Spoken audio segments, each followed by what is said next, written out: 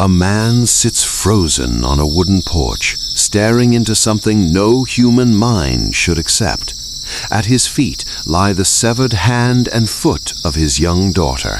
Punishment, not for rebellion, but for failing to meet a rubber quota. This is not war. This is control. This is the Congo under Leopold II, a land where terror was not chaos, but policy, where violence was not accidental, but required. How does a king convince the world he is a savior while turning an entire nation into a machine of suffering? At the heart of Africa flows the Congo River, once a lifeline of trade, culture, and survival, before it became a supply line of exploitation. Villages once filled with laughter and tradition now stood under quiet fear, where every step, every breath was watched. Then came the demand that changed everything: rubber.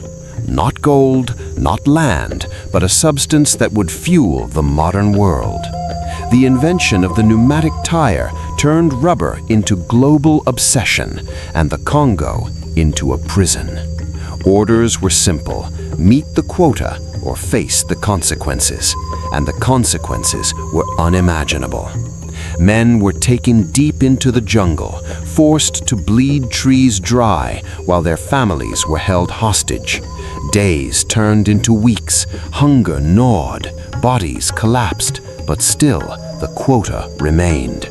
And when they returned empty-handed, punishment arrived without mercy. Flesh tore, bones cracked, screams echoed into the forest, unanswered.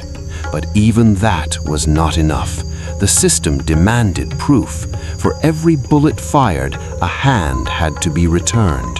Soon, killing was replaced by something worse. Hands were cut from the living. Children, women, no one was spared. Fear became law. Silence became survival. Entire villages vanished as if they had never existed. This was not chaos. This was a system. Millions died, not instantly, but slowly, systematically. And then, one photograph changed everything. A father staring at what was left of his child. The image spread across the world, impossible to ignore. For the first time, people saw the truth. Among them was E.D. Morel, a man who noticed something others didn't. Ships arrived full, but returned with weapons. He knew something was wrong. Then came Roger Casement, who had seen it with his own eyes. Together, they exposed the truth. Testimonies, photographs, evidence the world could not deny. Outrage spread across Europe and America. Newspapers turned against the king. The illusion shattered. Under pressure, the empire began to collapse. In 1908, the unthinkable happened. Leopold II was forced to let go. The Congo was no longer his. But justice never came. No trial, no punishment.